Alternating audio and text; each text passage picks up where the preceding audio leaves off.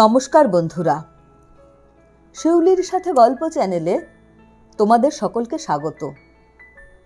আজকে আমরা শুনব সঞ্জীব চট্টোপাধ্যায়ের লেখা ছোট গল্প সুন্দরী লেন। গল্পটা শুরু করার আগে তোমাদের বলি, যদি গল্পটা শুনে ভালো লাগে অবশ্যই একটা লাইক দিয়ে যেও, কমেন্টস করে জানিও। আর চ্যানেলটা যদি এখনও সাবস্ক্রাইব করা না হয়ে থাকে অবশ্যই সাবস্ক্রাইব করে দিও। শুরু করছি সঞ্জীব চট্টোপাধ্যায়ের লেখা ছোট গল্প সুন্দরী লেন।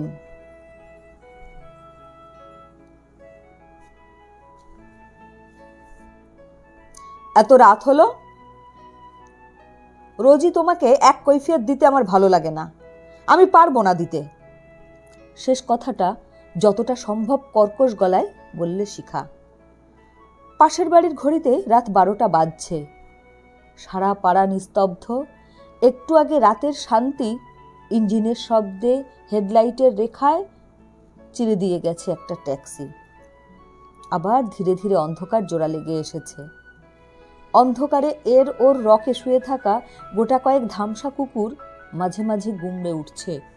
অন্ধকারের শূন্যতার সময় ওরা মাঝে মাঝে প্রেতের উপস্থিতি টের পায়।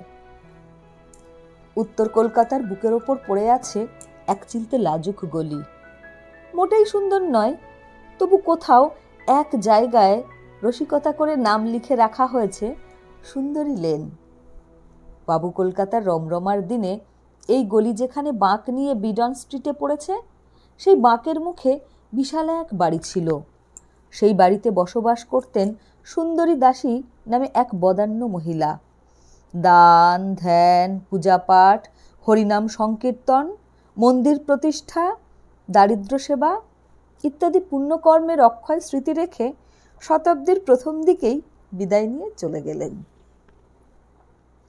প্রথম জীবনে সেকালের কোনো এক উদার বাবুর রক্ষিতা ছিলেন। তিনিই তার প্রাণের মানুষটিকে এই ইমারত উপহার দিয়েছিলেন। তখন এই অঞ্চলে এত বাড়িঘর ছিল না। গোটা 3 বাগান বাড়ি ছিল, সেসব এখন আর নেই। মাঠ ময়দান করে খুপড়ি খুপড়ি বাড়ি হয়েছে।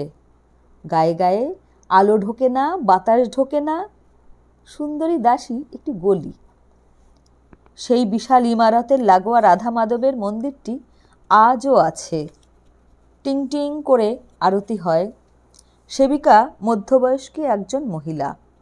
মহিলার অতীত নেই, বর্তমানে রাধা মাধবের পদাশ্রিতা। এই মন্দিরের এক পাশেই সেবিকার বসবাসের ব্যবস্থা। শিখা প্রথমে ডান পা তুলে ডান পায়ের উঁচু হিল জুতো উঁচু র্যাকে রাখল। একটা চেয়ারে বসে রুদ্র শিখাকে লক্ষ্য করছে। বাঁ পায়ের ওপর ভর রেখে বাঁ হাতে ঘরের দরজার ফ্রেম ধরে শরীরের টাল সামলাচ্ছে। ডান পাটা উঁচু করার সময় বাঁ পায়ের ওপর সায়া সমেত শাড়ির অনেকখানি ওপরে উঠে গেছে। ধবধবে সাদা পা বেরিয়ে পড়েছে, সুন্দর সুগঠিত পা, যে পা বাজনার তালে তালে রাতের পর রাত মঞ্চে নাচে। পায়ের ওপর যে দেহখাণ্ড, সেটি নানা ছন্দে দোলে, দোমড়ায়, মোচড়ায়।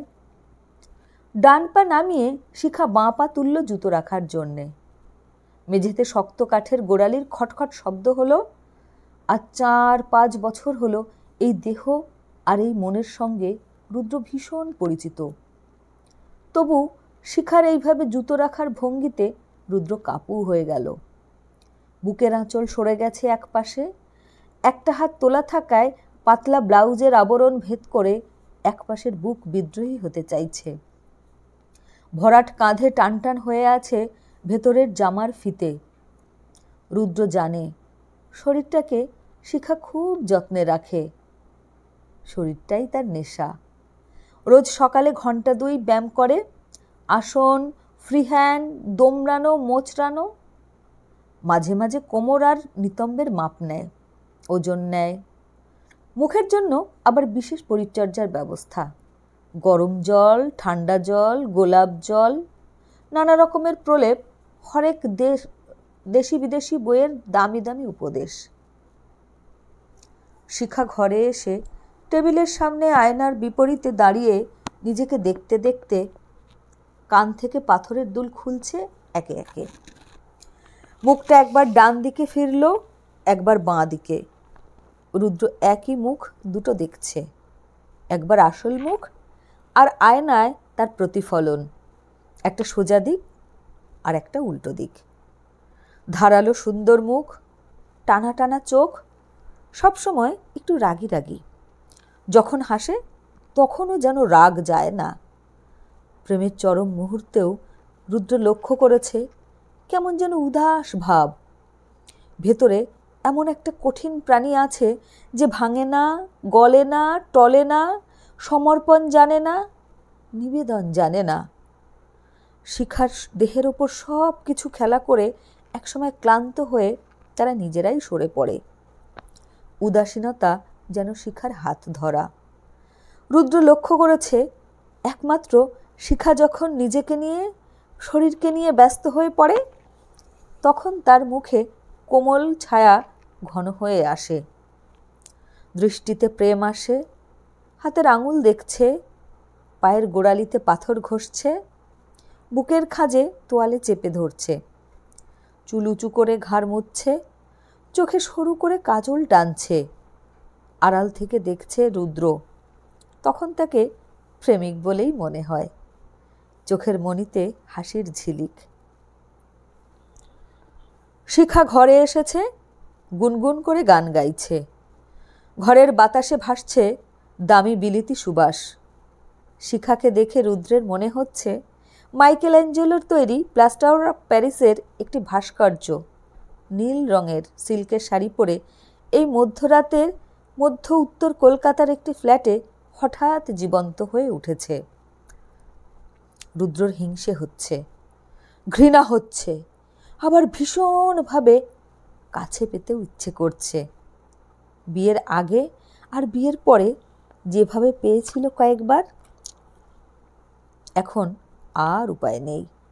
দিন বদলে গেছে, প্রতিযোগিতা বেড়ে গেছে, অনেক বড় উমেদার জুটে গেছে। এখন আম কাটলে বা কাঁঠাল ছড়ালে যেভাবে নীল নীল ডুমো ডুমো মাছি ছেকে ধরে, শিখার এখন সেই অবস্থা। রুদ্র জিজ্ঞেস করলে, আজ কে ছিল সঙ্গে? শিখার সংক্ষিপ্ত উত্তর, কেউ একজন ছিল নিশ্চয়। ভালোভাবে কথার উত্তর দিতে পারো না? না, পারি না। দিন দিন খুব বেড়ে যাচ্ছ তুমি।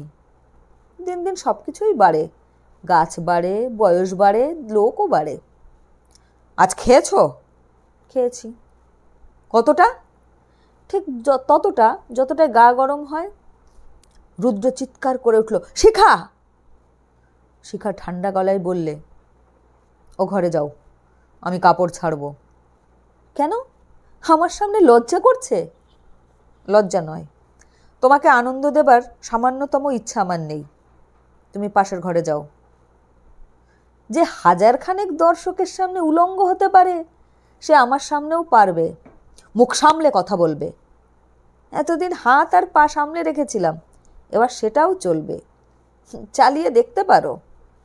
রুদ্র ঘর থেকে বেরোতে বেরোতে বলল, চরিত্রহীন। শিখার সঙ্গে সঙ্গে বলল, নপুংসক। একটা বড় ঘর, একটা বসার ঘর ছোট মতো, রান্নাঘর, আর তার সঙ্গেই চৌকো মতো একটা জায়গা, যেটাকে ইংরেজিতে ডাইনিং স্পেস বলে বাড়িওয়ালা গৌরব বাড়াবার চেষ্টা করেছেন। বসার ঘরে 3টে কোচ, একটা সেন্টার টেবিল, টেবিলের তলায় 2 হাত বাই 3 হাত মাপের এক চিলতে কার্পেট। সংসারে শান্তি থাক না থাক, ঘর সাজাবার কেতায় যেন ত্রুটি না থাকে। আধুনিক জীবনের এই হলো ধরন। রুদ্র একটা কোচে বসে পা দুটো জোড়া করে সামনের সেন্টার টেবিলের ওপর টান টান করে ছড়িয়ে দিল। কি একটা ম্যাগাজিন ছিল, নিচে মুখ থুবড়ে পড়ল। রুদ্র গ্রাহ্যই করল না। দোকান দিয়ে উত্তাপ বেরোচ্ছে তার। শিখা আজকাল সুযোগ পেলেই পুরুষত্বের খোঁটা দেয়, ব্যঙ্গ করে পৌরুষ নিয়ে। এক নতুন কায়দা, অপদস্থ করার নতুন পদ্ধতি, মনস্তাত্ত্বিক নিপীড়ন। এই একটা জায়গায় রুদ্র হেরে যায়। শিখার সামনে মাথা তুলে দাঁড়াতে পারে না। প্রেমিক রুদ্র ডাকাত হতে পারে না। তার ভেতরে একটা মেয়েলি ভাব আছে, নরম, কোমল, কথা বলে ধীরে, মানুষের সঙ্গে অভদ্র আচরণ করতে পারে না। শিখা একসময় তাকে ভালোবেসেছিল এই সব গুণের জন্যেই।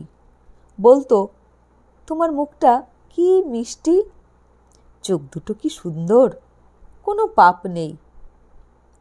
সেই সব দিন কোথায় চলে গেল? কত তাড়াতাড়ি সব বদলে যায়। দিনের সঙ্গে সঙ্গে মানুষের মনটাও কোথায় চলে যায়। রুদ্র শুনতে পাচ্ছে শিখা বাথরুমে ঢুকেছে, জল পড়ার শব্দ হচ্ছে। তখন থেকেই কি একটা গান গাইছে গুনগুন করে। আজ ভীষণ স্ফূর্তিতে আছে। পয়সাওয়ালা প্রডিউসার ধরেছে, মঞ্চ থেকে বাংলা ফিল্ম, বাংলা থেকে হিন্দি, স্বপ্ন দেখেছে শিখা। টাকা থাকলে অনেককে স্বপ্ন দেখানো যায়। রুদ্রর পয়সা থাকলে রুদ্রও দেখাতে পারত, তবে শিখাকে নয়, অন্য কাউকে। স্বামী স্ত্রী, মা মেয়ে, বাপ ছেলে, পৃথিবীতে এই ধরনের কিছু সম্পর্ক আছে যার চেয়ে তিক্ত সম্পর্ক আর কিচ্ছু নেই।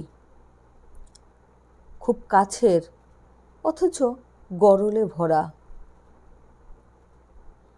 শিখা বাথরুম থেকে বেরিয়েছে। ওপাশ থেকে বহু রকমের খুঁটিনাটি শব্দ ভেসে আসছে। শিখা ভুলেও একবার এ ঘরে আসছে না। শোবার ঘরের দরজা বন্ধের শব্দ হলো। রুদ্র উঠে দাঁড়ালো। অসহ্য, অসহনীয় ব্যাপার। ভেবেছে কি? ঠেলতেই দরজা খুলে গেল। পায়ের পাতায় আর গোড়ালিতে ক্রিম ঘষছে শিখা। সংক্ষিপ্ত বেশবাস। অন্য সময় হলে, 2 বছর আগে হলেও রুদ্র কি করত বলা শক্ত। তবে ঘরের আলো হয়তো নিভে যেত। একটা হুটোপাটির শব্দ, মাঝে মাঝে খিলখিল হাসি। আদরের তিরস্কার। আহ, কি হচ্ছে? শিখার এইসব ভাবভঙ্গি আর ছলাকলা তার আর ভালো লাগে না। যখন প্রেম ছিল, ভালোবাসা ছিল, তখন শিখার সব কিছু ভালো লাগতো। তার তাকানো, কথায় কথায় মায়েরি বলা, আচমকা পিঠে চড় মারার অভ্যাস। রুদ্র হয়তো চিঠি লিখছে, আচমকা এসে হাত নাড়িয়ে দিয়ে খিলখিল হাসি। পিঠের ওপর ঝুলে পড়ে কুট করে কান কামড়ে দেওয়া। রুদ্র বলে, কি হলো, খাওয়া দাওয়া হবে না? গুনগুন কানের ফাঁকে শিখা খুব তাচ্ছিল্যের সঙ্গে বলল, আমার খাওয়া হয়ে গেছে। ও, তোমার হলেই হয়ে গেল, আমার কি হবে? খেয়ে নাও, মনুর মা তো সব চাপা দিয়েই রেখে গেছে। সব তো ঠান্ডা, জল, গ্যাস আছে, জেলে গরম করে নাও। তোমার তো পক্ষাঘাত হয়নি। কিভাবে কথা বলছো শিখা? তোমার সঙ্গে এর চেয়ে ভালোভাবে কথা বলা যায় না। আমি এতই ঘৃণ্য, অনেকটা কেঁচোর মতো। তুমি কি চাইছো শিখা? তোমার ভাষায় একটু বেশি রকম উঠতে চাইছি। উত্তর হয়তো পেয়েছ। যাও, এখন নিজের জায়গায় যাও। আমাকে আর বিরক্ত করো না, আমার ঘুম পেয়েছে। শিখা মাথার ওপর দুহাত তুলে শরীর মুচড়ে হাই তুলল। ইচ্ছে করে এমন একটা ভঙ্গি করল যাতে রুদ্রের শরীরে আগুন জ্বলে ওঠে। শিখা আজকাল এই রকম করে। রুদ্র যাতে দগ্ধে দগ্ধে মরে, ঈর্ষায় জ্বলে পুড়ে যায়, অপমানে কুঁকড়ে থাকে। সেই দিনগুলোর কথা শিখার মন থেকে মুছে যাওয়া শক্ত। নিজের উন্নতির জন্য, তরতর প্রমোশনের জন্য রুদ্র শিখাকে বহুবার টোপ হিসেবে ব্যবহার করতে চেয়েছিল। অফিসের বড় কর্তাকে বাড়িতে ডেকে এনে কাজের আছিলায় নিজে সরে পড়ত। খুব সোজা হিসেব, কত নোংরামিই না শিখাকে সহ্য করতে হয়েছে। তখন বড় অসহায় ছিল। আজ আর সেই দিন নেই।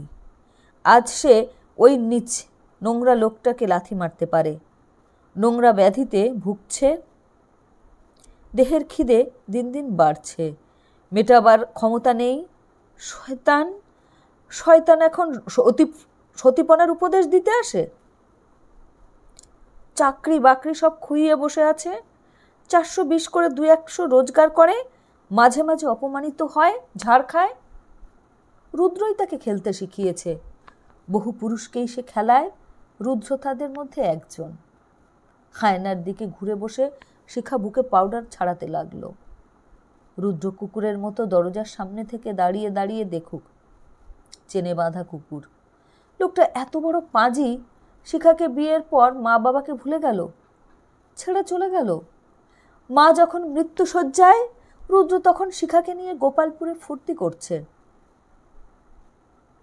বৃদ্ধা মা যখন মারা যাচ্ছেন, রুদ্র তখন প্রচণ্ড মদ্যপান করে শিখার নগ্ন বুকে মুখ ঘষছে। বৃদ্ধ পিতা এখনো জীবিত। রুদ্র ভুলেও সে পথে মারায় না। রুদ্র শিখাকে আয়নায় দেখতে দেখতে বললে, আজও তুমি খেয়েছ? কেন, আজ ড্রাইডে নাকি? রুদ্র প্রচণ্ড ধমক দিল, শিখা। শিখা সুর করে বলল, বাবা, বিষ নেই তার কুলোপানা চক্কর। তুমি তোমার মাত্রা ছাড়িয়ে যাচ্ছ। একসময় তুমি তো আমার মাত্রা ঠিক করে দিয়েছিলে গুরু। 2 বড়, and you look very sexy. সেইটাই সামান্য একটু বেড়েছে, এখন 3, কখনো 4, and I look very more sexy, a bit more sexy. আমার গাল গোলাপি হয়, আমার দেহ জ্বলতে থাকে ফসফরাসের মতো। ওরা তাই বলে গো। একটু আগে শক্তি আমার ঘাড়ে মুখ ঘষতে ঘষতে তাই বলছিল আমেরিকায় জন্মালে আমি মেরিলিন মনরো হয়ে যেতাম। রুদ্র গর্জন করে উঠল, কে শক্তি? ও মা, শক্তিকে চেনো না? 7টা হিট ছবির প্রডিউসার। শক্তি আমাকে নায়িকা করবে। রুদ্র গর্জন করে উঠল, আমি তাকে খুন করব। খুন করবে? আহা বাছারে, জেলে যাবার শখ হয়েছে গোপালের। শিখাকে মারবার জন্য রুদ্র তেড়ে গিয়েছিল, মাঝপথেই থেমে যেতে হলো। হার্টের অবস্থা খুব খারাপ, চোখে অন্ধকার দেখছে, বিনবিন করে ঘাম বেরোচ্ছে, জিভ তার শুকিয়ে গলা কাঠ। চেয়ারের পেছন ধরে সামলে নিল। সেই অবস্থাতেই শুনতে পেল শিখা বলছে, আমার মতো রোজ রাতে তোমার পার্টির পয়সা একটু করে স্কচ খাও না গো, সঙ্গে চিকেন তন্দুরি। তুমি তো লাইসেন্স পাইয়ে দিতে পারো। কত রকমের লাইসেন্স, সিমেন্টের, লোহার, মদের দোকানের, গাড়ির, মেয়ে ছেলে নাচাবার। তোমার অভাব কিসের? রুদ্র ঘর থেকে বেরিয়ে আসার জন্য এক পা করে দরজার দিকে এগোচ্ছে। চোখের সামনে সবই ঝাপসা। তারই মধ্যে দেখেছে শিখা শরীরের সব কিছু খুলে ফেলেছে। কানে আসছে চটুল কণ্ঠ, come come my darling, come, I am ready. রুদ্রর মাঝে মাঝে মনে হয় একদিন গলা টিপে শেষ করে দেয়। যখন জেগে থাকে তখন সম্ভব হবে না। বাইরে থেকে শরীর স্বাস্থ্য দেখলে মনে হবে না রুদ্র অসুস্থ। ভেতরটা একেবারে ফোঁপড়া হয়ে গেছে নিজের দোষে। মদ, সিগারেট, অনিয়ম, উশৃঙ্খলতা, স্নায়ু বলে আর কিচ্ছু নেই। একটু উত্তেজিত হলেই কাঁপতে থাকে থরথর করে। ইসিজি করিয়েছিল, হার্টের অবস্থা শোচনীয়, রক্তে চিনি এসেছে। শিখা যখন আর অ্যালকোহলে বেহুশ থাকে সেই সময় খুব সহজেই করা যায়, কিন্তু নিদ্রিতা শিখা এমনই লোভনীয়, এমনই আকর্ষণীয়, তাকালেই থমকে দাঁড়াতে হয়। মনে হয় পৃথিবীর শ্রেষ্ঠ বাগানে, পৃথিবীর শ্রেষ্ঠ ভাস্করের হাতে খোদাই করা স্নানরতা ভেনাস ক্লান্ত হয়ে পাথরের বেদি থেকে নেমে এসে বিছানায় শুয়ে পড়বেন। ও ঘরের আলো নিভে গেল। জোর শব্দে দরজা বন্ধ হলো। ঘরের নয়, যেন মনের দরজা বন্ধ হলো। সেই শিখা আর এই শিখা। রুদ্র ভাবে, কীভাবে দিন বদলায়, চরিত্র বদলায়। শিখাকে তো সে পাপের জগৎ থেকেই তুলে এনেছিল ভালোবাসা দিয়ে। গাঁটছড়া বেঁধে নিয়ে এসেছিল প্রথমে গগন হালদার লেনের বাড়িতে, কে না জানে উন্নতির জন্য ক্ষমতাশালী মানুষকে কিছু না কিছু দিতে হয়। খোদ ঈশ্বর ওই আকাশে ৩৩ কোটি দেবদেবীর বাহর নিয়েও ব্রহ্মাণ্ড শাসন করছেন। মন্দিরে মন্দিরে তার চৌকি, পোলা দাও, মানত দাও, মাথা ঠোকো, উপোস করো, তবে যদি সন্তুষ্ট হন তিনি। ক্ষমতাশালী মানুষ হলো নিজের এলাকার ঈশ্বর। সেই ঈশ্বরকে তুমি তুষ্ট করার জন্য পুজো তো দিতেই হবে। যে পুজোর যে নৈবেদ্য, কোথাও মদ, কোথাও অর্থ, কোথাও বা একটু নারী সঙ্গ। কাজ বাগাবার জন্যে ওই যে অত বড় চিত্রাভিনেত্রী, প্রতি ছবিতে যিনি এখন ১৫ লাখ টাকা ফি নেন, সেই অভিনেত্রী প্রথম কয়েক বছর কার রক্ষিতে ছিলেন? তুমি জানো না, তুমি পড়োনি ফিল্ম ম্যাগাজিন নে। তিনি বিরাট মহিলা, দেশে বিদেশে প্লেনে চেপে লন্ডন, রয়্যাল অ্যালবার্ট হলে দেশের প্রতিনিধি হয়ে ভারতীয় কনসার্টের উদ্বোধন করেছেন। এখন তার কি ভীষণ দাপট, কে বার আর বলতে সাহস পায়? আপনি তো এক সময় ছিলেন। রুদ্র উত্তেজনায় উঠে পড়ল চেয়ার ছেড়ে, ঘরে পায়চারি করছে। প্রথম যখন সরকারি চাকরিতে বহাল হতে গেলুম, বললে ডাক্তারি পরীক্ষা দিতে হবে। কীরকম পরীক্ষা? সরকারি সার্জন এক প্রকার উলঙ্গই করে ছাড়লে। নিয়ম, প্রথা। প্যান্ট নামাও বলায় আমি প্রতিবাদ করেছিলাম শিখা। প্যান্ট নামাবো মানে? খুড়ো ডাক্তার গম্ভীর মুখে বললেন,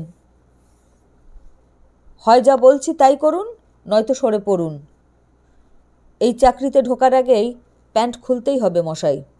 আপনার পিতাও খুলেছিলেন, আপনার পুত্রকেও খুলতে হবে। ওই যে সরল সরকার, সামান্য মেট্রিক পাশ করে আজ কত বড় চাকরি করছে। গাড়ি এসে তুলে নিয়ে যায়, কি সুন্দর বাড়ি করেছে, চামড়ি গায়ের মতো বউ। কি করে হয়েছে তুমি জানো না শিখা, পাড়ার সবাই জানে। সরল সরকারের বউই সরল সরকারের লক্ষ্মী, সবাই জানে সে কাহিনী। তুমিও জানো। সরলের বউ একদিন সরলের অফিসে গিয়েছিল স্বামীর খোঁজে। খবর পাঠিয়ে বসে আছে ভিজিটার্স রুমে। এমন সময় কোম্পানির ম্যানেজিং ডিরেক্টর নির্মল সেনগুপ্ত খবর দিলেন, রিসেপশনিস্টকে বোর্ডে না পেয়ে ফায়ার করার জন্য তেরে বেরিয়ে এলেন নিজের বাতানুকূল অনুপম প্রকোষ্ঠ ছেড়ে। রিসেপশনে ঢুকেই সরলের বউকে একা একা বসে থাকতে প্রশ্ন করলেন, ওয়্যার ইজ শি? সরলের বউ সঠিক কোনো উত্তর দিতে না পারলেও সাহস করে ভাঙা ভাঙা ইংরেজিতে বলল, as she carrying, she has gone to vomit. সেনগুপ্তর চোখ কান দুটোই জুড়িয়ে গেল।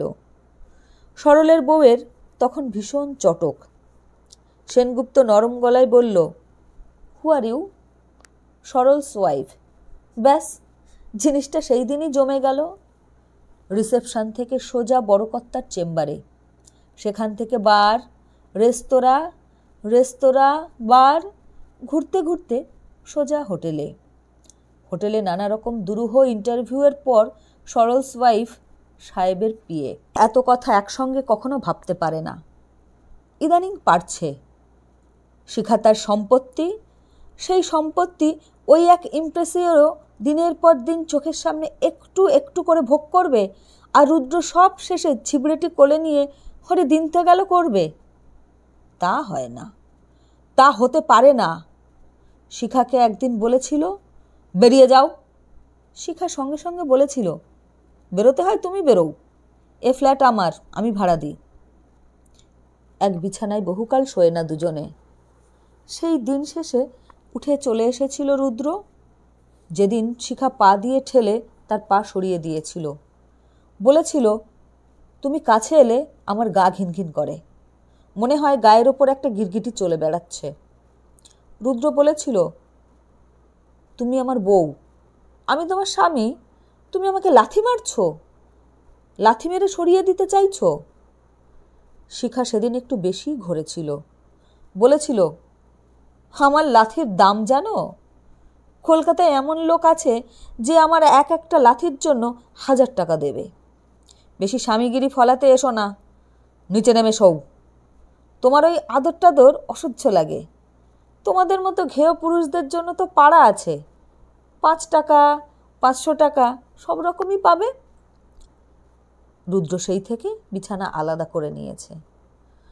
রুদ্র হঠাৎ হেসে ফেলল। সামান্য একটা মেয়ে ছেলের জন্য সে কি না করেছে।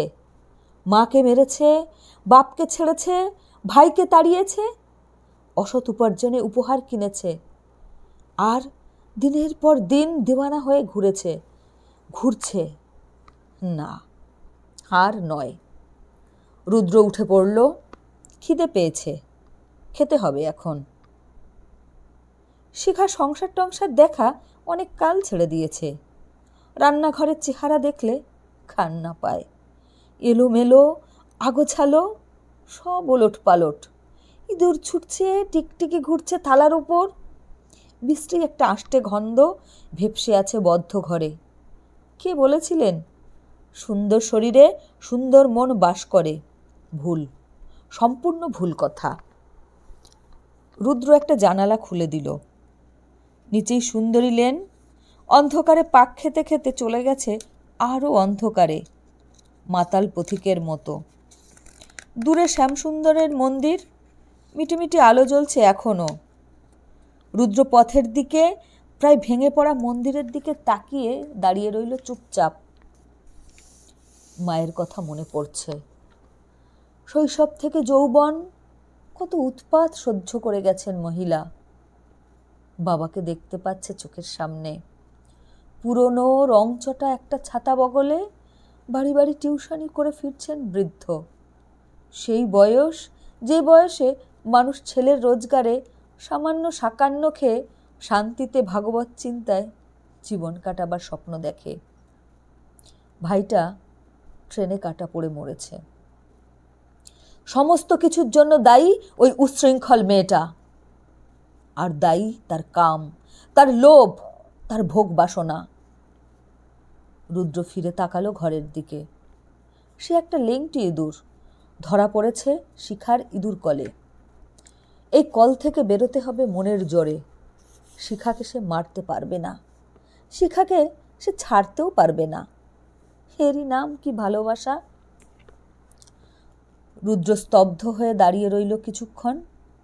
সামনে একটা ফালি টেবিল, এলোমেলো বাসনপত্র, টেবিলের তলায় একটা কেরোসিনের টিন। আজ কি বার, কত সাল?